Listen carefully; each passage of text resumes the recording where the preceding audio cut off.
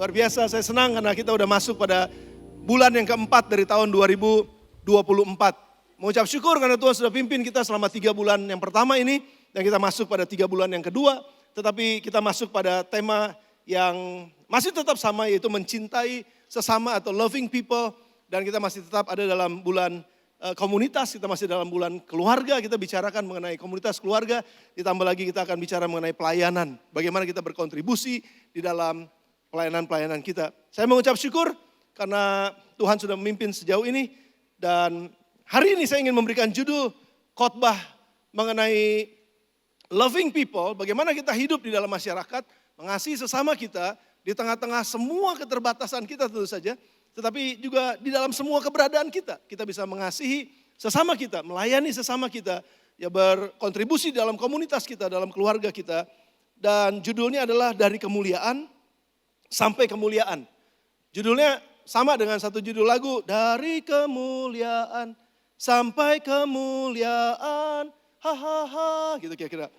Ya, jadi tapi saya nggak akan bahas mengenai lagu tersebut, saya akan bahas mengenai perjalanan kehidupan kita sebagai murid Kristus, sebagai orang-orang yang ditebus oleh Tuhan. Ada maksud dan tujuan di dalam setiap periode kehidupan kita, bahwa Tuhan mau kita hidup berkontribusi dan bermanfaat di dalamnya.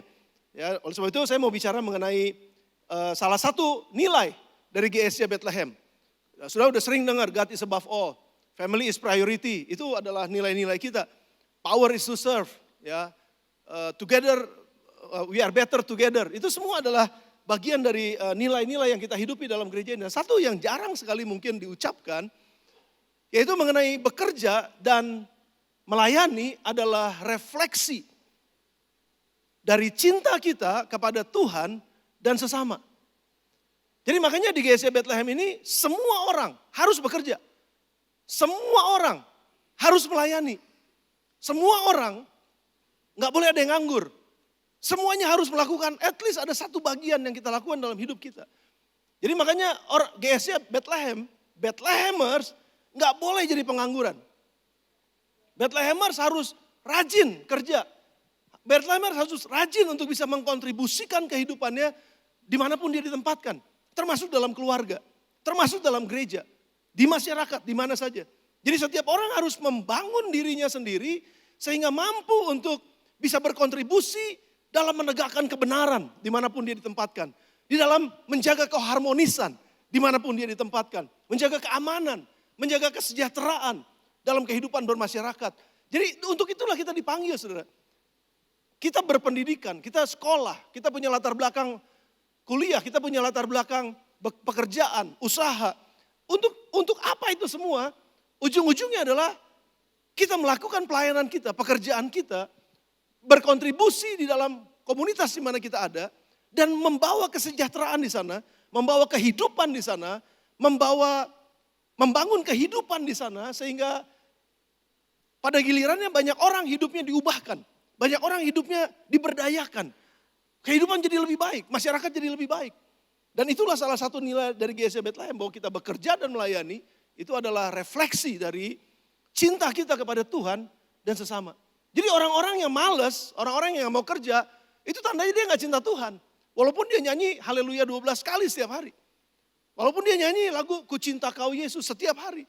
Tapi sebenarnya dia gak cinta kalau dia gak merefleksikan cintanya itu dalam bentuk karya, dalam bentuk pekerjaan yang dia lakukan. Dalam bentuk pelayanan yang dia lakukan. Jadi jangan katakan bahwa saya mencintai Tuhan tapi saya gak mau melayani Tuhan. Jangan katakan saya cinta Tuhan tapi saya gak mau kerja. Harus kerja, saudara. Gak boleh ada yang males. Yang setuju dengan saya katakan amin. Jadi tujuan hidup kita dalam dunia ini adalah supaya kerajaan sorga turun. Supaya apa yang terjadi di sorga terjadi di bumi. Jadilah kehendakmu di bumi seperti di sorga. Datanglah kerajaanmu. Nah, tugas gereja adalah menghadirkan sorga di dalam setiap aspek kehidupan. Makanya ada banyak orang yang, ada jemaat-jemaat yang hidupnya tentu saja berbeda-beda. Ada yang profesinya sebagai dokter, profesinya sebagai polisi misalnya, profesinya sebagai TNI misalnya, profesinya sebagai guru, profesinya sebagai apa saja, saudara. Apa saja pekerjaan profesi kita, profesi dan pekerjaan kita, semuanya adalah untuk menghadirkan kerajaan sorga. Itu tadi saya katakan, Ya, keadilan ada di sana, keharmonisan ada di sana, keamanan ada di sana, kesejahteraan ada di sana. Jadi itulah tugas gereja di dalam dunia ini, termasuk Yesus, Bethlehem, termasuk saudara dan saya. Untuk itu semua murid Yesus, berapapun usianya, nggak peduli. Apapun gendernya, dimanapun dia tinggal, harus berkontribusi dalam mengerjakan tugas Tuhan buat gereja di dalam dunia ini. Nah, saya membagi saudara, ada 4 periode usia yang saya baca, saya renungkan, saya dengar, saya coba renungkan lagi, saya baca lagi, saya coba selidiki lagi dalam Alkitab. Ada 4 periode kehidupan dalam usia manusia. Usia 0 sampai 20 tahun, usia 21 sampai 40 tahun, usia 41 sampai 60 tahun, dan usia 61 terus sampai akhir. Oke, ada 4 periode ini. Dan saya ingin membahas ini buat saudara. Setiap periode itu memiliki temanya sendiri. Memiliki judulnya sendiri. Dan masing-masing tema itu harus fulfill. Masing-masing tema itu harus terjadi di situ. Supaya ketika dia berpindah periode dari satu periode usia kepada periode usia yang berikutnya. Dia terus hidupnya naik. Makanya saya beri judul khotbah ini dari kemuliaan kepada kemuliaan. Kepada kemuliaan. Kepada kemuliaan. Jadi kita nggak akan pernah mengalami sepertinya kehidupan ini kosong terus menurun terus itu sampai jatuh terus. Enggak. Tuhan tidak pernah menetapkan hidup kita jatuh. Tuhan menetapkan hidup kita naik ke atas. Tuhan nggak pernah mau jadikan kita ekor, Dia akan jadikan kita kepala. Sudah bersama dengan saya? Sudah bergairah hari ini? Boleh tepuk teman sebelahnya sebentar. Ini khotbah buat kita semua. Oh ya, gini loh saudara, gini. Yang saya mau khotbahkan ini adalah bukan cuma sekedar buat orang yang sudah menikah. Bukan cuma sekedar buat orang yang usianya udah 50 tahun ke atas. Bukan cuma sekedar buat anak muda. Ini mulai dari 0 sampai 60 tahun ke atas terus. Ini semuanya dapat saudara. Jadi ini bicara mengenai parenting. Ini bicara juga mengenai hidup sebagai seorang anak. Hidup juga sebagai seorang orang tua. Hidup juga sebagai orang yang sudah dewasa. Dan ini semua akan masuk ke dalamnya.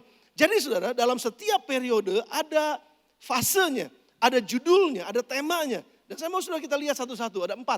Yang pertama usia 0 sampai dengan usia 20 tahun. Itu adalah fase di mana kita hidup mencari identitas.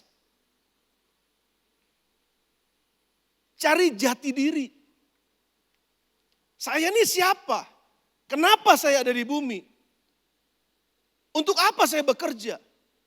Ada sense of purpose, ada tujuan yang saya ngerti. Nah, usia 0 sampai 20 tahun ini adalah masa di mana kita mendapatkan identitas kita. Mendapatkan jati diri kita. Ini masa pertumbuhan di mana seorang manusia akan diletakkan dasar-dasar bangunan kehidupannya berupa identitas. Begitu penting identitas saudara. Roma 1 ayat yang pertama, Rasul Paulus menuliskan suratnya kepada jemaat di Roma. Dia katakan dari Paulus. Dia tahu namanya. Ada banyak orang yang lupa namanya. Ada orang yang lupa identitasnya. Tapi ini Paulus enggak. Dari Paulus. Hamba Kristus Yesus. Yang dipanggil menjadi rasul. Dan dikuduskan untuk memberitakan Injil Allah. Siapa kamu? Paulus. Hamba Kristus Yesus. Itu identitas saya. Apa yang kamu kerjakan? Menjadi rasulnya. Itu panggilan saya. Bagaimana kamu mengerjakannya? Memberitakan Injil, itu misi saya. Wah saudara, ini kalau orang ngerti ini saudara, siapa saya? Kenapa saya ada? Apa yang saya kerjakan? Tujuannya apa? Kalau orang ngerti ini saudara, maka kehidupannya itu akan lebih cepat dia menemukan identitas, lebih cepat dia akan naik kelas. Lebih cepat dia menemukan identitas, lebih cepat dia mencapai tujuan hidupnya. Tujuan-tujuan hidupnya di dalam setiap periode kehidupannya. Semakin cepat saudara. Nah kalau orang gak ngerti identitasnya, siapa saya, kenapa saya lahir dalam dunia, untuk apa saya bekerja. Kalau gak jelas, kalau blur semuanya kabur saudara. Gak jelas kenapa saya ada dalam dunia ini. Kenapa saya bekerja, kenapa saya melakukan ini, kenapa saya melakukan itu. Why? Kalau gak dapat why-nya saudara, maka kehidupan orang ini selanjutnya dalam periode yang berikutnya akan menjadi kehidupan yang muter-muter. Sedang mencari identitas. Kerja ini salah, kerja ini salah, nyoba ini salah, nyoba itu salah. Terus ngapain ya? Frustasi, nggak jelas. Gue udah umur 40 sekarang, tapi kok nggak sampai kemana-mana. Kenapa? Identitasnya nggak jelas. Jadi begitu penting identitas yang pertama ini, karena dalam periode ini adalah seorang mengenal dirinya sendiri. Siapa saya? Identitasnya sebagai pribadi, identitasnya sebagai seorang manusia, sebagai insani. Apa saya? Siapa saya? Sudah bersama dengan saya? 1 Yohanes 3 ayat yang pertama dikatakan, lihatlah betapa besarnya kasih yang dikaruniakan Bapa kepada kita sehingga kita disebut anak-anak Allah. Dan memang kita adalah anak-anak Allah. Karena itu dunia tidak mengenal kita sebab dunia tidak mengenal dia. Sudah dengar baik-baik. Kalau seorang anak mengerti bahwa saya ini siapa, dia akan berbeda dengan dunianya. Kalau sementara dunianya ngaco, sementara dunianya berontak, sementara dunianya mungkin kehidupannya nggak karu-karuan gitu. Tapi dia adalah seorang anak yang tahu tujuan hidupnya, dia tahu mana prioritasnya, dia tahu kenapa dia harus mendisiplin dirinya, dia tahu kenapa dia harus bagi waktunya, dia tahu mendisiplin dirinya karena saya tahu tujuan hidup saya bukannya ke sana, tujuan hidup saya ke sana. Sehingga dia berbeda dengan dunianya. Makanya jangan heran, dunia seringkali nggak kenal. Ini kok beda banget nih orang gitu. Apa yang membedakan dia? Kok dia bisa seperti itu? Kok dia nggak sama-sama kita ya? Kok sementara kita mabok-mabokan, dia enggak. Sementara kita nih ngaco-ngaco hidupnya, kok dia enggak. Sementara melakukan seks bebas, kok dia enggak gitu. Jadi beda. Kalau nilai dunia ini ngaco ke arah sana, loh hidup dia enggak. Kenapa? Karena dia tahu siapa dia. Dia tahu dengan siapa dia harus bergaul. Dia tahu bagaimana memilih teman. Dia tahu bagaimana memilih prioritas dan lain sebagainya. Karena dia tahu dia punya identitas, siapa dirinya. Saudara, ini jadi begitu penting buat kita untuk mengerti bahwa di dalam usia ini anak-anak perlu untuk diajar, perlu untuk dibentuk pola pikirnya. Supaya dia bisa memilih apapun dalam kehidupannya dengan benar. Dia memilih pergaulannya, dia bertanggung jawab dengan pekerjaannya, bertanggung jawab dengan sekolahnya, bertanggung jawab dengan kuliahnya. Punya komitmen karena jelas bahwa setelah lulus kuliah saya harus pergi ke sini, saya harus lakukan ini. Jelas saudara, semakin cepat seorang anak mengerti identitasnya, semakin cepat dia sampai kepada tujuan hidupnya.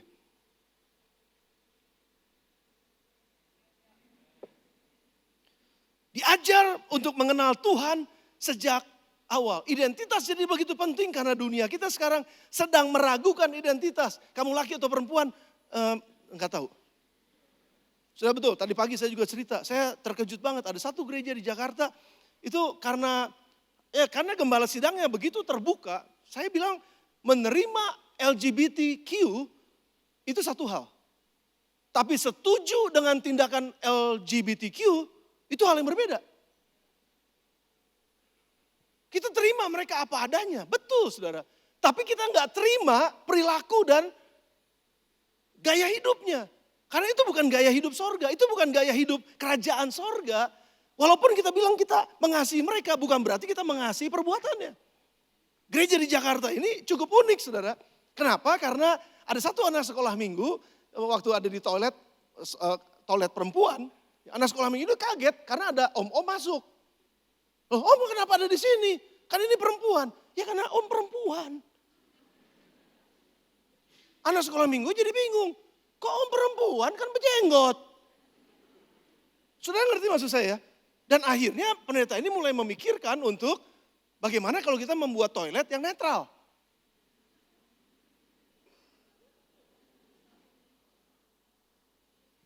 Saudara, identitas dibuat begitu tidak jelas. Saya kan pernah khotbah ya, saya pernah bicara sama saudara bahwa kalaupun ada seseorang yang mengatakan bahwa saya ini wanita namun terperangkap dalam tubuh pria. Atau saya pria terperangkap dalam tubuh wanita. Jadi saya ini bukannya pria, saya ini wanita. Misalnya saya bilang gini sama saudara. Hai, misalnya gitu. Saya wanita, maafkan saya bukan berarti mengolok-olok. Enggak sama sekali, enggak, bukan itu maksud saya. Tapi kalau ada orang yang terperangkap, saya sebenarnya nama saya ini perempuan sebenarnya. Tapi kenapa terperangkap? Ini saya lahir seperti ini. Saya nggak milih seperti ini, saya lahir seperti ini. Betul saudara, ada orang-orang yang terlahir seperti itu. Dan memang itu akibat dari dosa.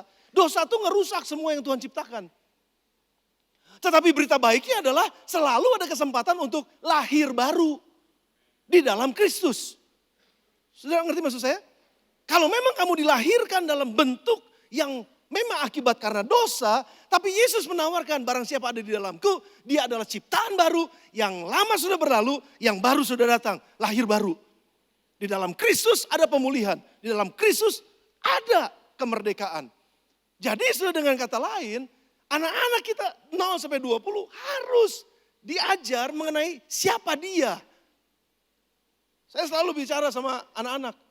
Kamu perempuan yang hebat, anak perempuan yang luar biasa, kamu wanita. Terus dari kecil saudara. Sehingga kalau ada orang yang bilang, enggak kamu cowok. Enak aja gitu misalnya. Kira-kira gitu saudara. Enggak, saya perempuan gitu. Karena dia udah tahu identitasnya. Saudara, seorang ayah, itu kalau anaknya laki-laki, seorang ayah adalah seorang yang memberikan identitas.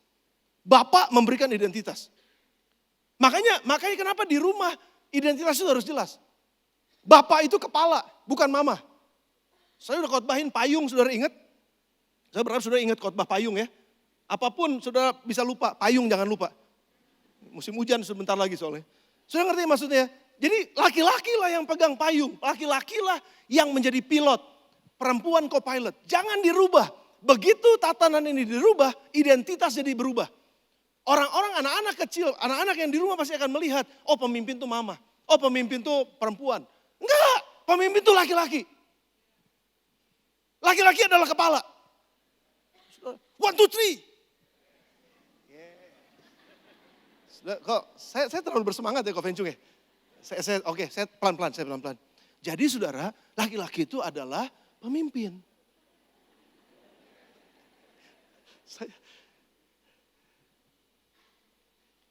Jangan sampai identitasnya jadi ngaco saudara. Siapa saya? Satu kali Stephen sama Rachel nemenin kelompok ini dari River Valley, dari Amerika.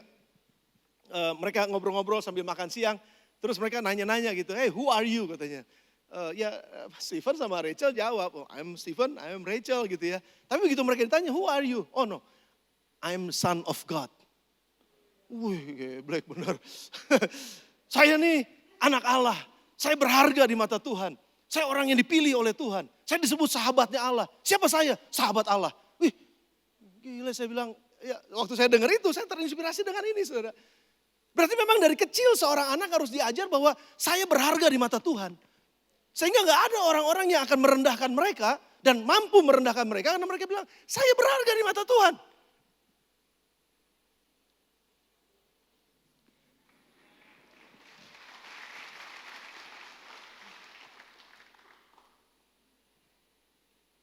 Saya anak Allah yang Maha Kudus. Kalau saya ngerti saya anak Allah yang Maha Kudus, identitas saya adalah saya hidup dalam kekudusan. Bukan hidup dalam ngaco-ngaco gitu. Karena saya tahu identitas saya gitu. Saya gak mungkin mau main comberan dan abis-abisan belumut sampai akhirnya rusak gitu hidup. Saya gak mungkin. Kenapa? Karena saya tahu I am worth it. Karena saya tahu saya berharga di mata Tuhan. Saya mulia di mata Tuhan. Dari 0 sampai 20 seseorang mesti menemukan jati dirinya. Seseorang mesti menemukan siapa dia di dalam Tuhan. Seseorang harus menemukan siapa dia di dalam keluarganya. Seseorang usia 0 sampai 20 harus menemukan siapa saya di dalam gereja Tuhan. Siapa saya di dalam masyarakat. Saya menyadari ada begitu banyak anak muda udah gak terkoneksi, gak teridentifikasi dengan gerejanya. Kenapa? Karena mungkin gerejanya gak pernah nganggap. Gerejanya gak pernah memperdulikan untuk melayani mereka mendapatkan identitas yang sebenarnya dalam Tuhan. Cuman diajak nyanyi-nyanyi aja, cuman diajak khotbah KKR aja gitu. Nggak salah dengan itu semua. Tetapi yang lebih penting kontennya adalah anak-anak 0 sampai 20 tahun harus ngerti siapa mereka. Itu perjalanannya saudara ya, bukan berarti anak umur 1 tahun tuh sudah ngerti siapa dia. Itu prosesnya saudara. Harus mulai dari 0 sampai dengan 20 tahun. Kalian yang usia 0 sampai, ada yang 0, nggak ada. Kalian yang usianya 20 tahun ke bawah, itu aja paling gampang. 20 tahun ke bawah kalian harus ngerti siapa kalian. Kalian berharga di mata Tuhan. Kalian luar biasa di mata Tuhan. Kalian orang hebat di mata Tuhan. Tuhan mati buat kalian, tebus hidup kalian. Supaya kalian hidup berharga. Berguna, bermanfaat. Kalian bukan anak gampangan. kalian didisiplin oleh Tuhan karena Tuhan tahu masa depan kalian luar biasa. Yes, itu harus begitu saudara. Dan makanya gereja kita terus mau fokus untuk melayani 0 sampai 20 tahun. Mulai dari life kit kita tahu.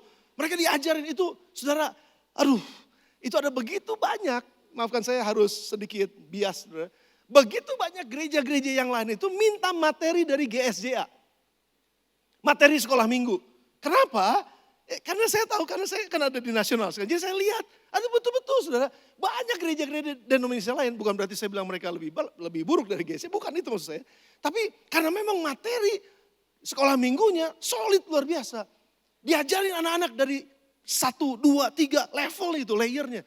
Kuat, makanya GSJA di seluruh Indonesia kuat di sekolah minggu. Tapi gak kuat di kaum muda. Maafkan saya harus ngomong begini, maaf pendeta. Makanya kita mau pelayanan youth di GSJ ini akan menjadi pelayanan yang meletakkan dasar identitas buat mereka. Makanya Bapak Ibu kalau ada anak-anak youth jangan antum yang masih tidur, kasihan biarin aja. No, bangunin mereka, suruh mereka ikutan dalam live youth. Suruh mereka ikut dalam life group yang ada di youth. Suruh mereka ikut dalam kegiatan-kegiatan yang ada di youth. Kenapa? Walaupun mungkin betul capek, betul. Udah mesti kuliah, udah mesti sekolah, tapi mesti ada lagi pelayanan ini, pelayanan itu. Kenapa? Di situ mereka dibentuk untuk mengenal Tuhan di masa muda mereka sebagai basic, landasan, fondasi identitas mereka di dalam Tuhan. Mesti diajar juga di rumah. Apa kamu di rumah? Siapa kamu di rumah? Mesti diajar identitasnya terhadap orang tua itu harus seperti apa. Mesti diajar, saudara. Kalau nggak diajar, dibiarkan aja itu anak jadi liar. Dan kalau anak 0 sampai 20 menjadi liar dalam kehidupannya, 21 sampai 40 ngaco dalam hidupannya. Itu pasti, saudara. Kenapa terjadi begitu banyak masalah dalam masyarakat? Karena home is a place where everything starts. Rumah adalah tempat di mana semuanya dimulai. Dari 0 sampai 20 tahun.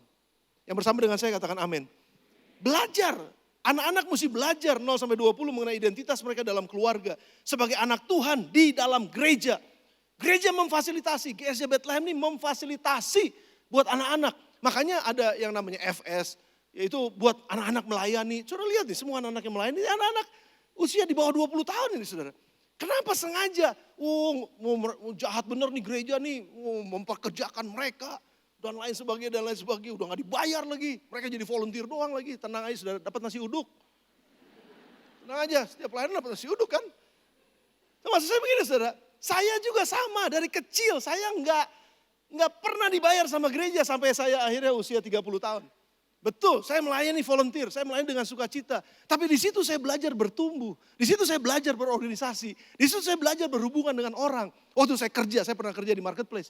Waktu saya kerja di marketplace, itu pengalaman melayani di gereja, itu menolong saya untuk bisa terkoneksi dengan orang, karena waktu itu saya marketing. Saya ada di dunia marketplace.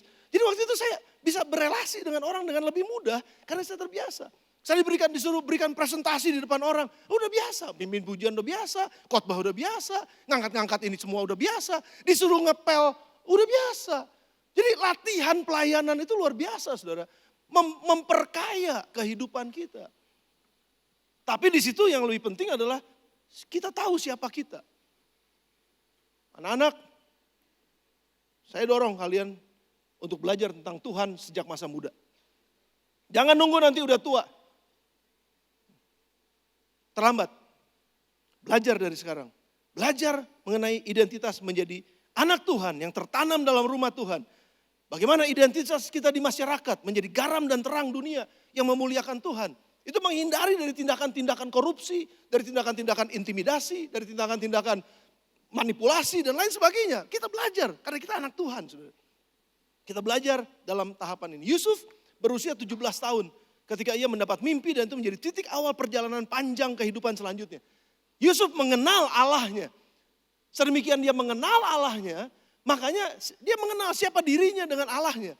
Ketika istri Potifar mencobai dia supaya jatuh dalam dosa perzinahan, Yusuf bisa katakan, masakan aku berdosa terhadap Tuhanku katanya. Dia tahu siapa dirinya. Dia tahu siapa dia di hadapan Tuhan. Dia tolak dosa. Saudara, kalau anak-anak kita, saudara yang orang tua yang punya anak. Kalau anak-anak kita dari kecil dididik tentang takut akan Tuhan. Pada saat nanti mereka udah mulai dewasa. Mereka dengan sangat-sangat relatif mudah untuk mengatakan tidak pada dosa. Tapi kalau nggak pernah ada pengajaran, kalau nggak pernah dididik, kalau nggak pernah diberitahukan, kalau nggak pernah didoain apalagi, ya mereka rentan sekali untuk bisa jatuh di dalam dosa. Saya nggak bilang bahwa nggak mungkin jatuh dalam dosa. Ada banyak kemungkinan bisa jadi, tetapi relatif lebih kecil daripada enggak didoain, enggak diajarin. Yusuf mengenal value dalam keluarga. Dia merasa penting siapa identitasnya sebagai anak dalam keluarga. Makanya ketika musim kelaparan dan dia disakiti oleh saudara-saudaranya lalu datang musim kelaparan. Yusuf mengerti bahwa ini panggilan dia dalam keluarga. Karena inilah Tuhan izinkan dia supaya bisa pelihara keluarganya. Dan dia bisa mengampuni keluarganya yang menyakiti hatinya, yang melukai dia. Karena dia mengerti bahwa untuk ini saya dipanggil. Jadi Yusuf punya value itu saudara. Karena apa? Karena dia mengenal Tuhannya sejak dia di bawah 20 tahun. Dia mengerti ini saudara. Periode ini adalah periode pembangunan dasar kehidupan. Jadi penting sekali sehingga GSI Bethlehem sekali lagi. Dengan semua keterbatasan kita tentu saja. Terus akan membangun kehidupan anak-anak muda untuk tahu identitas mereka. Pemimpin kaum muda ada gak di sini? Pemimpin youth, next gen ada gak? Saya nggak lihat saudara. Oke, ada. Sudah boleh gak berdiri sebentar aja? Yang ketua-ketua life group di youth. Boleh gak berdiri sebentar aja? Sebentar ya, berdiri sebentar. Dimanapun sudah ada, dimanapun sudah ada. Sebentar aja. Sebentar, oke. Wow, saudara. Yang di atas ada, yang di atas ada. Yang di atas nggak kelihatan. Saudara, sekali lagi, boleh gak kasih tepuk tangan yang paling kencang buat mereka dan kita akan hormati mereka, hargai mereka, appreciate. We really appreciate you. Really appreciate you. Jadi jangan putus asa ya. Jangan putus asa. Kalian sudah ada di track yang benar. Untuk membangun generasi ini mengenal identitas mereka dalam Tuhan. Good job. Silakan duduk. Silakan duduk. Amin. Jadi saudara ini periodenya untuk membangun dasar itu. Jadi keberhargaan hidup dalam periode ini adalah ketika seorang tahu identitasnya. Oh itu berharga banget tuh. Saya sempat tempted sebetulnya mau ceritakan mengenai kegagalan saya mengenal identitas diri saya sendiri. Tapi anyway gak punya waktu buat itu. Tapi ketahuilah saudara, saya terlambat mengetahui identitas saya. Saya tahu identitas saya ketika usia 30 tahun. Betul, saya baru tahu siapa diri saya baru tahu apa panggilan saya baru tahu. Aduh, saya bilang terlambat, coba saya tahu dari umur 15 tahun misalnya. Oh itu setengah dari kehidupan saya itu udah jauh lebih baik. Tapi anyway, Tuhan tahu, jadi gak ada yang terlambat. Asal kita mau. Amin saudara. Yang kedua, tahapan yang kedua setelah identitas adalah usia 21 sampai 40 tahun itu adalah masa-masa increase. Increase, kalau tadi identity, I-nya identity, yang kedua I-nya adalah increase. Kita masa-masa bertumbuh, masa-masa berkembang. Dan dalam masa berkembang ini kita banyak harus belajar sesuatu. Filipi 4 ayat yang ke-13. Saya mau saudara baca ini bersama-sama dengan saya. Filipi 4 ayat yang ke-13. Segala perkara dapat kutanggung di dalam Dia yang memberi kekuatan kepadaku. Tapi kalau saudara buka di dalam Alkitab saudara, coba saudara buka Alkitab saudara. Kita baca ayat ini udah sering menjadi ayat emas kita. Dan kita baca ini, waduh kayaknya yes, amin. Segala perkara dapat kutanggung dalam Dia memberi kekuatan kepadaku, yes. Tunggu dulu, baca ayat 13 harus ngerti ayat 11, 12 di depannya. Apa ayat 11, 12 dibilang begini, kukatakan ini bukanlah karena kekurangan. Sebab aku telah belajar mencukupkan diri dalam segala keadaan. Aku telah belajar, saya garis bawah itu. Aku tahu apa itu kekurangan dan aku tahu apa itu kelimpahan. Dalam segala hal, dalam segala perkara, tidak ada sesuatu yang merupakan rahasia bagiku. Aku ngerti kok. Dalam kenyang, dalam kelaparan, kelimpahan maupun kekurangan, aku tahu. Karena apa? Aku telah belajar. Sudah catat ini baik-baik. Aku telah belajar, makanya dalam hal apapun aku belajar, sehingga segala perkara dapat kutanggung di dalam Tuhan yang memberi kekuatan padaku. Jadi masa-masa 21 sampai 40 tahun itu adalah masa-masa belajar untuk terus increase, saudara. Untuk terus mengembang, untuk terus bisa bertumbuh dengan ke arah yang baik seharusnya. Itu di usia-usia 21 sampai dengan 40 tahun. Belajar setia dalam perkara yang kecil. Kan ini 21 udah mulai kerja nih. Ya, ada yang udah mulai magang, ada yang udah mulai kerja, ada yang udah mulai berusaha misalnya, karena dapat modal sedikit lalu mulai usaha dari kecil-kecilan. Yes, saudara akan menikmati hasil pekerjaan saudara di usia ini, di awal-awalnya. Dan ketika kita menikmati hasil ini, kita akan terus bekerja dengan lebih sungguh-sungguh lagi, investasi lebih banyak lagi, sehingga terus bergulir lebih besar lagi, belajar lebih baik lagi, sehingga terus naik, karirnya terus meningkat, karirnya terus bertambah, usahanya terus naik, sehingga pendapatannya semakin banyak. Ya, saudara perhatikan nih, usia 21 sampai 40 tahun harus belajar segala perkara. Belajar untuk mimpin orang misalnya. Belajar untuk ngertiin orang. Itu masa-masa, karena apa? Karena network kita lebih luas. Pergaulan kita lebih besar. Yang tadi cuma kuliahan, sekarang nih, wah jadi banyak ketemu sama orang-orang lain kan saudara. Lebih luas dunianya. Jadi mesti belajar untuk ngelihat. Mesti belajar untuk mengerti. Mesti banyak belajar untuk sabar. Dalam hal keuangan, khususnya dalam hal keuangan. Karena di masa-masa 21-40 tahun ini masa-masa di mana karir itu lagi bagus-bagusnya. Lagi naik-naiknya menurut saya. Usaha juga lagi, wah semangat-semangatnya. Saudara lagi pegang uang nih sekarang nih. Nah ketika kita pegang uang kita sendiri, karena 0 sampai 20 tahun kan biasanya kan pegang uang orang tua. Kalau dikasih. Ya kan? Tapi ini sekarang udah dapat sendiri nih. Bagaimana saya setia dalam perkara yang kecil. Setia dalam hal keuangan. Saudara saya harus berani bilang ini dan saya harus berani ngajarin buat saudara. Karena ini bukan untuk gereja, ini untuk saudara. Oke? Karena bicara tentang keuangan biasanya ini rada sensitif nih. Belajar beri perpuluhan ketika engkau dapat gaji pertama. Di situ aku belajar mencukupkan diri dengan apa yang ada padaku. Belajar saudara. Kenapa? Karena engkau akan dipercayakan yang lebih besar. Sayang sekali gak ada yang amin. Padahal itu nubuatan yang pasti akan terjadi itu tadi.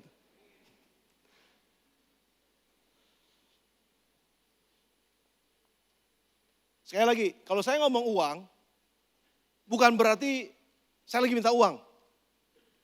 Walaupun gereja ini perlu, untuk misi kita perlu uang. Tetapi bukan itu maksudnya. Bukan dengan tujuan itu. Tujuannya adalah supaya saudara bisa belajar, khususnya 21-40 tahun ya.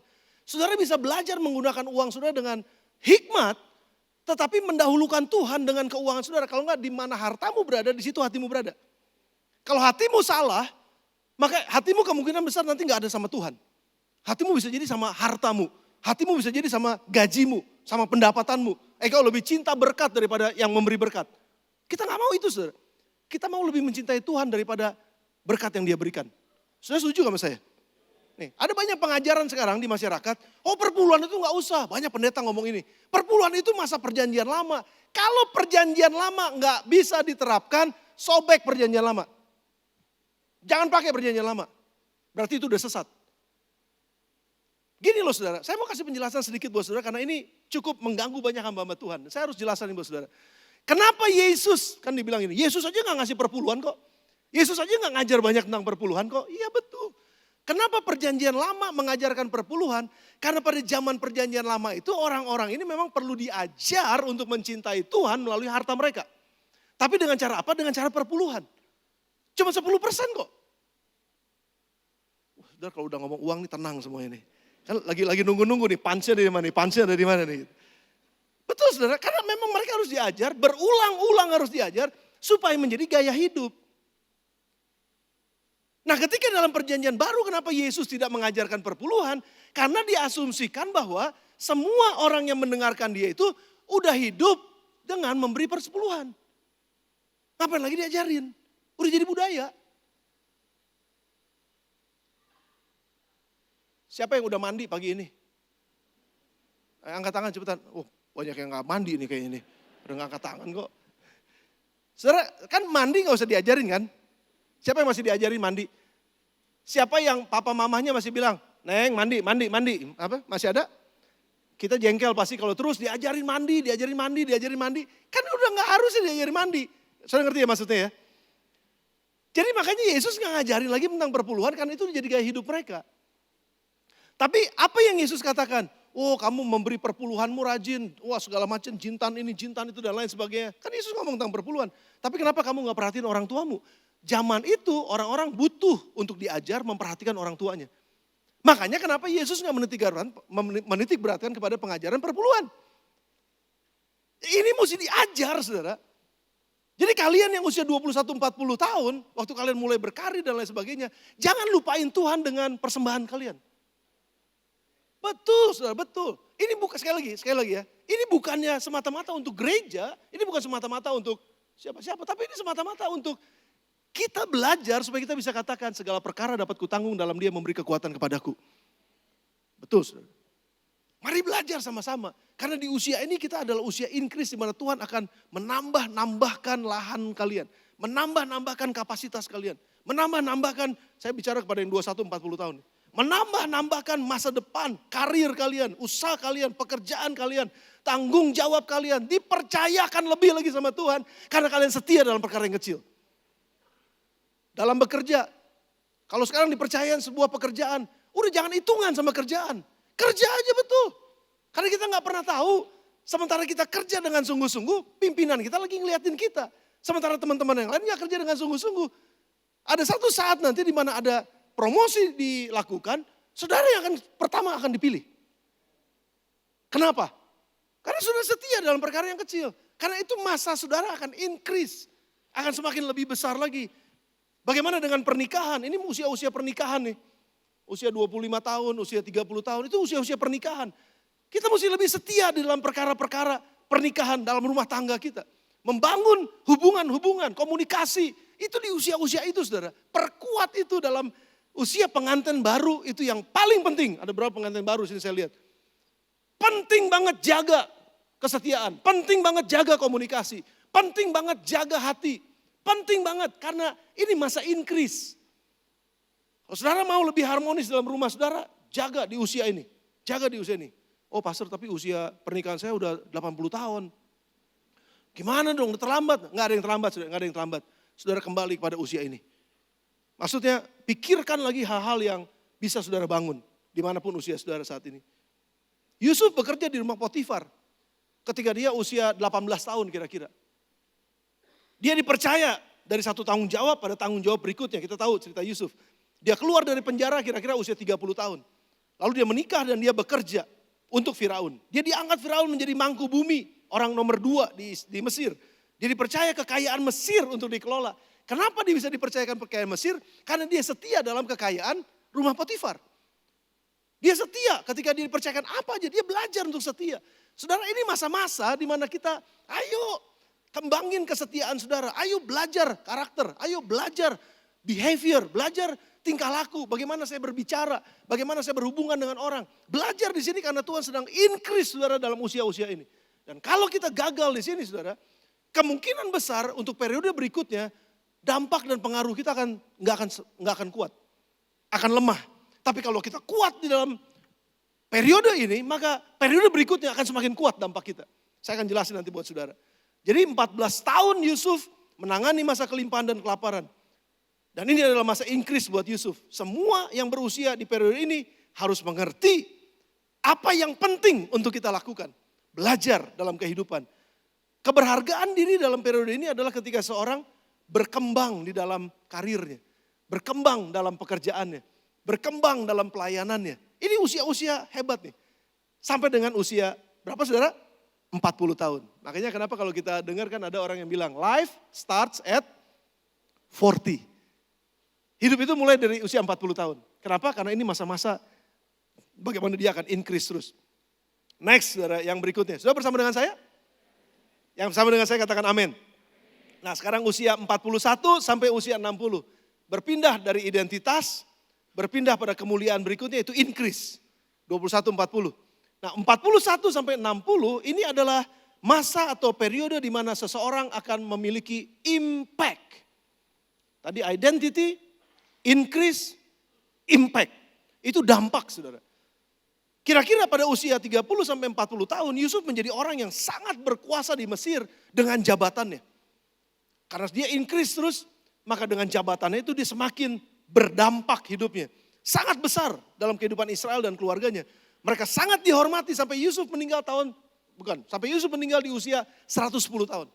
Itu dampak yang diberikan, influence yang terakhir nanti. Tapi pengaruh yang diberikan oleh Yusuf itu panjang, luar biasa saudara. Karena apa? Karena dari usia 0-20 sampai dengan usia 21-40, Yusuf hidupnya terus increase dan semakin baik dan semakin baik dan semakin baik. Nah saya coba saudara ya, saya mau beralih pada kehidupan Daud. Daud, sekarang cerita Yusuf lewatin dulu, sekarang Daud. Saudara. Kehidupan Daud, 2 Samuel 5 ayat 4 sampai dengan 5, mirip-mirip dengan Yusuf. Daud berumur 30 tahun pada waktu ia menjadi raja. Lihat tahun increase nih. 40 tahun lamanya berarti dia memerintah berarti sampai umur 70 tahun. Di Hebron ia memerintah atas Yehuda 7 tahun 6 bulan. Di Yerusalem ia memerintah 33 tahun atas Israel dan Yehuda. Lihat saudara, pada usia ini kehidupan manusia mulai berdampak dengan posisi, jabatan, tanggung jawab dan pekerjaannya. Sedikit aja. Daud pernah di usia 17 tahun dia mengalahkan Goliat, dia perang lawan Goliat, 17 tahun. Dan apa yang dia katakan? Kamu datang dengan lembing, aku datang dengan nama Tuhan. Dia kenal Tuhannya, dia tahu siapa dirinya. Dia mengenal siapa Tuhannya, dia mengenal siapa dirinya. Terus Daud juga bicara dan membela negaranya, apa yang dia bilang? Kurang ajar kamu, menghina pasukan Allah yang Maha Kudus, bangsa Israel. Belum disunat kamu, saya sunat nanti kamu. Gitu kira-kira saudara. Jadi Daud ngerti apa yang sedang dia katakan kan dia tahu identitasnya. Tetapi ketika dia menjadi raja, ya, ada masa-masa di mana Daud itu memang berdampak di dalam pekerjaannya, dalam jabatannya sebagai raja. Tetapi pada usia itu malah ini yang menjadi kontradiksi dengan yang Yusuf. Saudara. Karena apa? Karena dampak bisa jadi positif, dampak bisa jadi negatif. Di usia 50-an, antara 50 sampai 60 tahun, Daud, dengar saya saudara, Daud tidak melakukan bagiannya, sehingga itu yang jeopardize, atau itulah yang akhirnya beresiko besar terhadap kejatuhannya. Apa yang saya maksud? 2 Samuel pasal yang 11 ayat yang pertama. Dia menjadi raja nih saudara. Ini usia 50 sampai 60 tahun. Pada pergantian tahun, pada waktu raja-raja biasanya maju berperang, maka Daud menyuruh Yoab maju beserta orang-orangnya dan seluruh orang Israel. Mereka memusnahkan Bani Amon, mengepung kota Raba, sedang Daud sendiri tinggal di Yerusalem.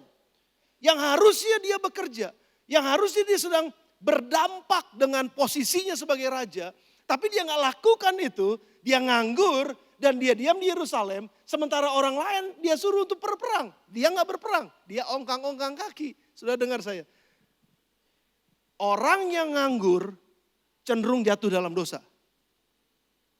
Apa yang terjadi waktu Daud ada di istananya sendirian? Coba senggol kiri kanan, jangan ngantuk. Apa yang terjadi ketika Daud sendirian? Tidak mengapa-ngapain? Lihat cewek kok Frans. Lihat cewek dosa gak?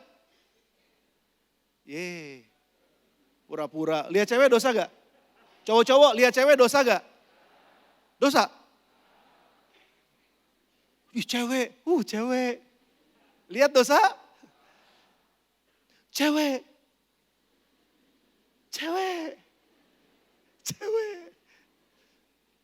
Saudara, gini loh.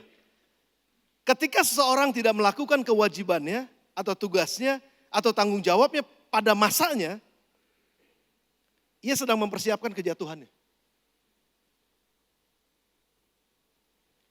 Makanya kenapa kita nggak mau di GSC Bethlehem ada yang nganggur? Karena yang nganggur itu biasanya rentan untuk jatuh dalam dosa. Saya nggak bilang bahwa yang melayani kuat, nggak. Tapi paling tidak ada saringan.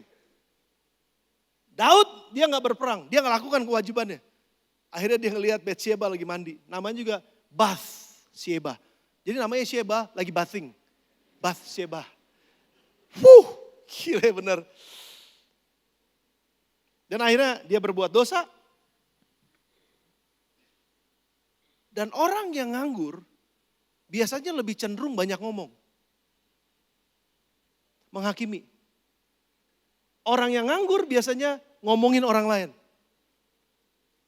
Bikin komentar terhadap apa yang dikerjakan orang lain. Makanya kalau saudara kerja di kantor terus saudara banyak nganggurnya, biasanya saudara sedang ngeliatin kelemahan orang lain terus ngomongin orang lain. Dan kecenderungannya berdosa nanti akhirnya. Hati-hati saudara, jangan nganggur. Bilang sama teman sebelahnya, lu jangan nganggur. Karena nganggur kecenderungannya komentar. Dan komentar kecenderungannya ngejelekin orang. Ngejelekin orang kecenderungannya terus aja terus saudara. Dan pada akhirnya bisa jatuh dalam dosa. Nah saudara perhatikan baik-baik. Ketika Daud tidak melakukan bagiannya, dia berbuat dosa pada akhirnya berzina. Dan apa yang terjadi saudara? Dampaknya adalah anaknya mati. Akibat perzinahan. Lalu akhirnya Daud juga tidak diperkenankan Tuhan untuk membangun bait Allah. Selain dari tangannya memang penuh dengan darah. Keluarganya terdampak, pelayanan kepada Tuhan terdampak. Banyak yang terdampak saudara. Dan ini di usia antara 50 sampai dengan 60 tahun. Dampaknya begitu besar. Jadi walaupun Daud bertobat dan Tuhan mengampuni, tapi konsekuensinya panjang saudara. Anak dari Betsyeba, Salomo, menggantikan dia menjadi raja. Walaupun Salomo adalah seorang raja yang begitu hebat, tapi tetap Salomo juga di ujung-ujungnya dia menuliskan pengkhotbah, segala sesuatu itu sia-sia. Kenapa? 1000 istrinya. Yang mau punya istri 1000 katakan amin. Saudara. Saya mau jadi kayak Salomo gitu, berhikmat. Tapi istrinya 1000. Saudara, pada akhir dari kehidupannya pun dia jatuh. Salomo jatuh juga saudara. Dan Salomo punya anak namanya Rehabeam. Dan itu yang menyebabkan pada akhirnya kerajaan Israel terbelah dua. Berantakan kerajaan Israel. Kenapa saudara? Karena Daud memilih jalan untuk tidak mempertahankan kehidupan kudusnya dalam pernikahan. Sehingga pada akhirnya yang terjadi adalah Daud merusak masa depan keluarganya. Merusak masa depan kerajaannya. Merusak masa depan kehidupannya. Sekali lagi, Tuhan ampunin, iya. Tuhan akan pulihkan, yes. Tapi akibat dari dosa yang dilakukan, itu panjang saudara. Jadi lihat dampaknya saudara. Begitu besar dampak negatifnya. Hati-hati orang-orang yang dalam usia 50 sampai 60 tahun. Sekali lagi saya mau katakan, ini saya. Saya ada di lingkaran usia 40 sampai 60. Saya usia 53 tahun ini. Dan saya juga ada dalam rentang ini saudara. Kita harus jaga karena apa yang kita bangun selama bertahun-tahun itu bisa hancur dalam satu malam. Dampaknya begitu besar hanya dalam satu malam saudara. Sebaliknya dampak yang baik juga akan terjadi kalau kita hidup benar di dalam usia-usia ini. Keberhargaan dalam periode ini adalah ketika seseorang membangun kehidupan orang lain, membangun kehidupan orang untuk jadi lebih baik melalui jabatannya, melalui pekerjaannya, melalui posisinya, dia menolong orang lain untuk maju lebih besar lagi. Itu dampak saudara. Jadi mari, saudara yang usia 40 sampai 50, 60 tahun, mari terus berkarya. Jadikan dampak sesuatu untuk orang lain. Hidup saudara berdampak buat orang lain. Hidup saudara membangun kehidupan orang lain. Hidup saudara menginvestasikan apa yang saudara punya untuk kehidupan orang lain. Jadi lebih baik. Itu dampak saudara. Nah yang terakhir, 60 tahun ke atas, 61 tahun ke atas, influence. Impact, influence. Mirip-mirip tapi berbeda saudara. Influence, Mazmur 71 ayat 17 sampai dengan 18. Ya Allah, Engkau telah mengajar aku sejak kecilku. Dan sampai sekarang aku memberitakan perbuatanmu yang ajaib. Juga sampai masa tuaku dan putih rambutku. Ini dia. Ya Allah, janganlah meninggalkan aku. Supaya aku memberitakan kuasamu. Walaupun putih rambutku, aku gak berhenti. Memberitakan kuasamu kepada angkatan ini. Keperkasaanmu kepada semua orang yang akan datang. Kehidupan usia 61 ke atas, which is gak banyak di antara saudara hari ini. Saya gak banyak bicara tentang ini, kan ini di akhirnya. Tapi kalaupun ada yang sudah 61 tahun ke atas, hidup saudara masih tetap berguna. Saudara berguna di mata Tuhan. Kita gak pernah kehilangan fungsi dalam kehidupan kita dalam kerajaan sorga. Jadi jangan hanya karena saudara udah 61 tahun saudara bilang, saya udah berhenti pelayanan. Saya udah gak usah lagi kerja. No, saudara masih bisa punya pengaruh buat kehidupan orang-orang yang sedang berdampak hari ini. Pengaruh saudara itu kuat. Kenapa saudara? Karena orang yang berdampak, ini bedanya. Orang yang impact itu adalah orang yang masih dalam posisi atau jabatan hari ini. Melalui pelayanan dan pekerjaannya. Tapi orang yang influence adalah orang-orang yang sudah tidak lagi bekerja. Mungkin sudah tidak lagi dalam posisi karena sudah pensiun. Namun orang ini punya pengaruh kuat terhadap kehidupan orang lain. Karena apa? Karena masa lalunya.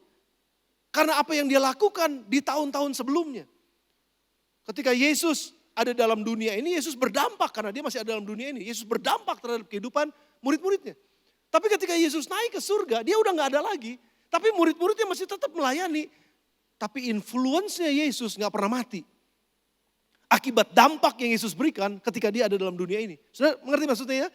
Jadi kalau kita sudah berdampak hari ini, puji Tuhan nanti usia 61 tahun ke atas, waktunya buat kita, kalau kita pensiun misalnya, karena jabatan bisa pensiun, tapi pelayanan gak pernah pensiun.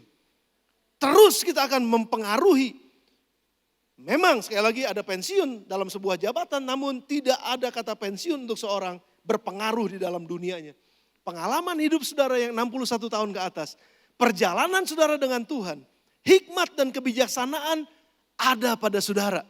Rambut putih itu hikmat, kebijaksanaan ada di rambut putih yang di atas 60 tahun. Dan ini masa-masa untuk menjadi pengaruh dalam perkataan saudara, dengan arahan saudara, nasihat saudara, dukungan saudara, dorongan saudara, memberikan wawasan buat orang-orang yang ada di belakang saudara. Saya pernah ada di situ. Hati-hati, kalau kamu lakukan ini kemungkinan besar ini akan terjadi. Saudara bisa beri nasihat, saudara bisa mementor orang lain dengan pengalaman saudara. Mementor generasi di bawah saudara untuk terus berdampak dan memperlengkapi mereka. Nah kalau seorang gak mengerti ini saudara, maka yang terjadi adalah seseorang itu setelah 60 tahun jadi insecure.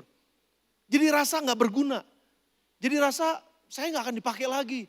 Oh saya udah ditinggalin. Yang terjadi apa? Post power syndrome. Itu yang disebut dengan takut, FOMO, fear of missing out. Oh saya udah gak ada lagi di picture. Oh saya udah gak ada lagi di jabatan. Oh saya udah gak ada lagi di akhirnya apa? Frustasi. No. Saya mau bilang di GSI Bethlehem orang yang usia 61 tahun ke atas masih berguna. Boleh lihat sebelah saudara. Umur berapa om? Tante umur berapa tante? Kalian masih berguna. Kalian gak akan pernah kehilangan apapun juga.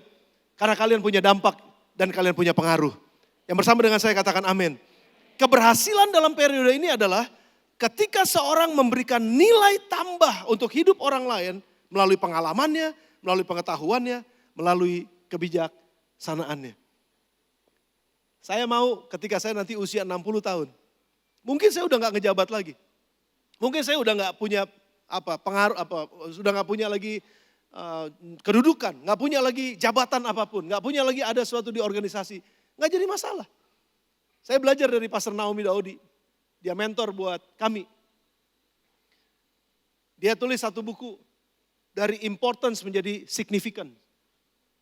Itu dari berdampak menjadi berpengaruh. Dia udah gak lagi sebagai gembala sidang, salah satu gereja terbesar di Singapura. Dia udah gak lagi jadi gembala sidang, digantikan oleh generasi, sekarang udah generasi yang keduanya. Saudara, tapi dia gak ngerasa bahwa dia kehilangan power, dia kehilangan pengaruh. Enggak, justru pengaruhnya semakin besar karena pengalaman-pengalaman dia di tahun-tahun yang lalu. Dan hari ini dia sangat-sangat berpengaruh terhadap kepemimpinan wanita di Asia. Dampaknya lebih besar justru, pengaruhnya maksudnya lebih besar. Walaupun dia udah gak banyak lagi bekerja, gak banyak lagi duduk dalam jabatan-jabatan tertentu, tetapi pengaruhnya luar biasa. Saudara, biar hidup kita nih yang masih muda-muda, usianya, yang saudara khususnya yang usia 60 tahun sekarang, udah hampir 60 tahun, 50 tahun sekian.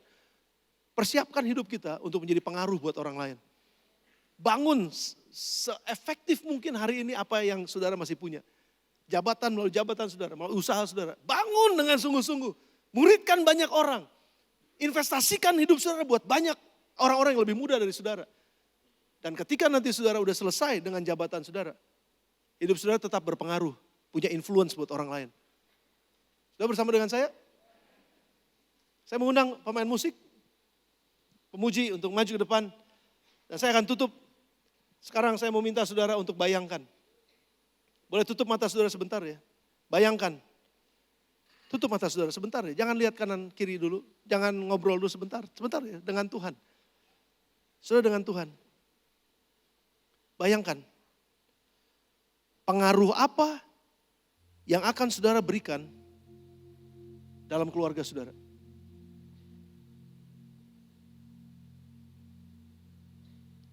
dampak apa yang saudara mau berikan di tempat pekerjaan dan usaha saudara? Sebagai suami, dampak apa yang saudara mau berikan buat istri dan anak-anak saudara? Sebagai istri, dampak apa yang saudara mau berikan buat suami dan anak-anak saudara di rumah? Dampak apa yang saudara mau berikan melalui gereja saudara di tempat ini? Pelayanan apa yang kita mau berikan untuk bisa berpengaruh atas kehidupan orang melalui gereja ini? Melayani bersama-sama, memberi dampak. Di periode mana saudara hari ini ada? Periode 0 sampai 20? Periode 21 sampai 40? Periode 41 sampai 60? Atau saudara lewat 60? Di periode manapun saudara hari ini, saudara tetap bisa belajar, berkembang, bertumbuh, memberikan dampak, dan akhirnya pengaruh. Karena untuk itulah kita dipanggil. Yes, untuk itulah kita dipanggil. Saudara yang punya panggilan dari Tuhan secara khusus, saudara yang merasa Roh Kudus bicara buat saudara pada hari ini, memanggil saudara untuk masuk dalam pelayanan-pelayanan khusus. Saya mau saudara tangkap itu. Tangkap itu baik-baik. Jangan lewatin. Jangan izinkan itu pergi begitu aja. Simpen baik-baik dalam hati saudara. Dan mulai buat komitmen siang ini. Bulan ini, GC Bethlehem membuka kesempatan bagi kita untuk melayani. Kita mengenalnya sebagai bulan volunteer. Ada yang namanya COB. Come on Bethlehem. Saya mengundang jemaat yang belum terlibat melayani. Untuk mendaftarkan diri saudara sebagai volunteer. Disitulah tempat di mana kita akan digodok oleh Tuhan. Tempat di mana kita diproses oleh Tuhan. Untuk siap menjadi dampak yang lebih besar. Menjadi pengaruh yang lebih besar. Bersama dengan ratusan volunteer yang lain yang ada di GC Bethlehem. Mari, saya mau ajak saudara yang belum. Berkontribusilah bagi kerajaan Allah. Berapapun usia saudara. Dimanapun posisi saudara sekarang ada. Pertanyaan saya yang terakhir. Sebelum kita tutup. Dampak dan pengaruh apa yang ingin saudara berikan melalui hidup saudara. Di dalam pelayanan saudara. Bagi keluarga saudara. Bagi gereja ini. Bagi masyarakat Bogor. Bagi Indonesia. Bahkan sampai pada bangsa-bangsa. Pengaruh apa yang saudara mau punya? Di mana saudara mau ada? Mari datang sama Tuhan. Mari datang sama Tuhan. Mari katakan sesuatu pada Tuhan sebagai komitmen kita. Dalam nama Tuhan Yesus. Dalam nama Tuhan Yesus. Kau bukan Tuhan yang melihat rupa. Oh ya Tuhan. Kau bukan Tuhan yang memandang harta. Hati hamba yang selalu kau cari.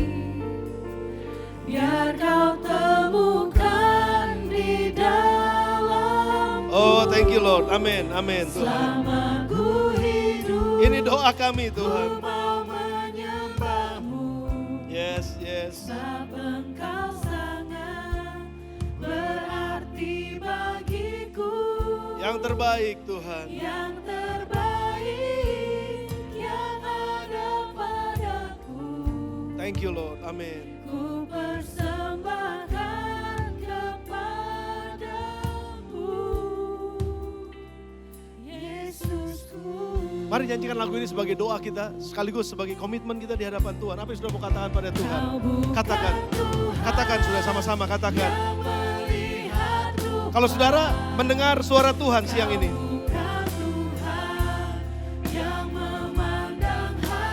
dan dia panggil saudara untuk mulai melayani Tuhan, katakan iya kepadanya, jangan tidak saudara. Karena di sana Tuhan akan bentuk hidup kita, memperkuat hidup kita,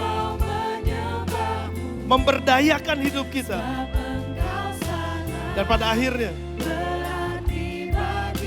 Tuhan akan buat hidup kita menjadi dampak yang besar buat orang lain, berpengaruh besar dalam hidup orang lain. Bukankah itu yang kita inginkan saudara? Mempunyai dampak dan pengaruh selama kita hidup dalam nama Tuhan Yesus. Kalau saudara mau angkat tangan saudara di hadapan Tuhan. Terima kasih Tuhan, terima kasih. Kau bukan Tuhan yang melihat rupa dalam nama Yesus. Angkat tangan saudara, katakan, Tuhan ini hidup saya, Tuhan ini hidup saya. Dan saya mau persembahkan kepada Tuhan. Saya mau berikan hidup saya untuk melakukan pekerjaan-pekerjaan baik di dalam nama Tuhan Yesus. Yes, saudara yang mau Tuhan pakai hidup saya terbuka buat Tuhan. Angkat tangan kanan sudah di hadapan Tuhan sama-sama yuk, mari sama-sama. Kalau saudara mau bersama dengan saya. Terima kasih, saya lihat banyak tangan yang diangkat. Boleh kita bangkit berdiri bersama-sama saudara. Mari kita angkat tangan di hadapan Tuhan. Dan ini yang menjadi doa saya. Ini yang menjadi komitmen saya. Ini yang menjadi doa saya. Saya persembahkan hidup saya buat Tuhan di dalam nama Tuhan Yesus. Dalam nama Yesus. Dalam nama Tuhan Yesus. Haleluya. Amin Tuhan. Bapak Engkau lihat. Dalam nama Tuhan Yesus. Engkau menilik hati kami Tuhan. Terima kasih Tuhan. Oh amin. Amin. Kau bukan Tuhan yang melihat rupa. Yang melihat rupa. Kau bukan Tuhan yang memandang harta. Hati hamba yang selalu kau cari. Ini hati kami Tuhan. Kau lihat setiap tangan. Engkau lihat setiap hati. Engkau lihat dan dengar setiap perkataan ini Tuhan. Oh, sebab Engkau sangat berarti bagiku. Yang terbaik yang ada padaku. Hidup kami yang terbaik Tuhan. Ku persembahkan kepadamu Yesusku. Bapak, ini yang menjadi komitmen kami setelah mendengar firman Allah. Kami mau Tuhan pakai hidup kami dimanapun kami ada. Hidup kami ketika kami bekerja, ketika kami berusaha, ketika kami kuliah, dimanapun kami ada. Pakai hidup kami Tuhan untuk menjadi dampak, berpengaruh buat hidup orang lain. Biar kami terus bangun kehidupan kami dan Tuhan pakai dalam nama Tuhan Yesus. Urapi dalam nama Tuhan Yesus. Dan khususnya Tuhan, melalui gereja ini juga kami mau bersama-sama komitmen. Tuhan, hamba-Mu berdoa. Engkau panggil anak-anak-Mu Tuhan yang mungkin saat ini juga belum masuk dalam pelayanan di gereja ini. Aku berdoa dalam nama Tuhan Yesus.